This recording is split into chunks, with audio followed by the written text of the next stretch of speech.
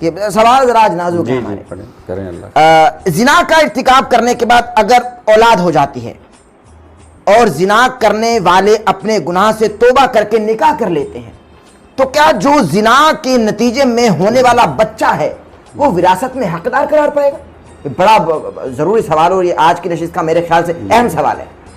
جی تو جو نسب ثابت ہوتا ہے نا، جی جی چونکہ وراثت ملتی ہے جب نسب ثابت ہوتا ہے. جی جی جی جب بیٹا ہونا ثابت ہو جائے گا تو پھر اس کو وراثت ملے گی نا. جی جی جی تو اگر نسب نسب ثابت، ہاں جی، مثلا ولدیت ثابت ہوگی کہ یہ فلاں فلاں کا بیٹا ہے، جی تو جب بیٹا ہوگا تو پھر اس کو وراثت ملے گی. بالکل بالکل. اور اسلام میں نسب کب ثابت ہوتا ہے؟ جب نکاح کے بعد ہاں وہ اس کا عمل زوجیت ہو اور پھر وہ بچہ پیدا That's a who. big part of G, this transmission. اور پھر اس کو جو ہے نسب یہ مقرر ثابت ذرا ایک ہوگا. مرتبہ پھر سے کہہ دیجیے. جی، جب نکاح کے بعد وہ میاں بیوی کا تعلق قائم ہوگا جی پھر اس کے نتیجے میں جو اولاد پیدا ہوگی ہاں وہ اس کا نسب ثابت ہوگا، وہ اصل میں وہ اس کی اولاد ہے ہاں.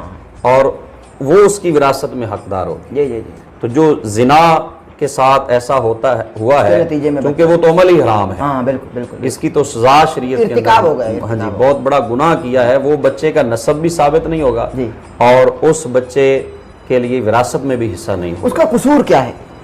اس کا کوئی قصور نہیں. بچے کا قصور کیا؟ اس کے اس کو ماں ان کو باپ پالنے میں چھوڑ دیا جاتا ہے.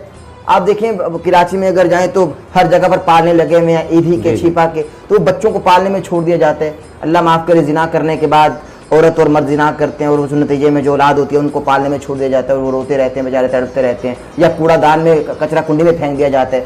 تو اگر وہ یعنی اپنے گناہ کا ارتکاب کرنے کے بعد اللہ سے توبہ کرتے ہیں، رجوع کرتے ہیں اور اس بچے کو قبول کرتے ہیں تو پھر اس کا قصور کیا ہے؟ اس کو قبول کر لیا گیا ہے. توبہ کرنے سے گناہ معاف ہو جائے گا، نسب ثابت نہیں ہوگا.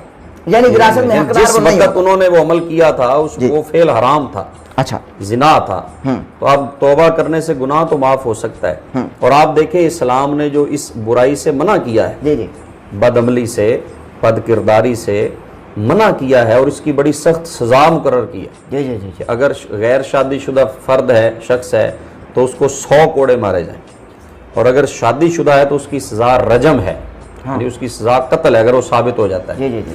تو اس لیے اسلام نے اس برائی سے منع کیا ہے کہ اس کے نتیجے میں ایسے بچے یعنی بچیاں پیدا لازم ہوں کوڑے کی صورت میں مارے جائیں. جی، ذرا اگر غیر شادی شدہ ہے، اگر ان غیر میرڈ شادی شخص شدہ اگر ہے. برائی کرتا ہے عورت یا مرد تو اس کے لیے 100 کوڑا ہے. جی.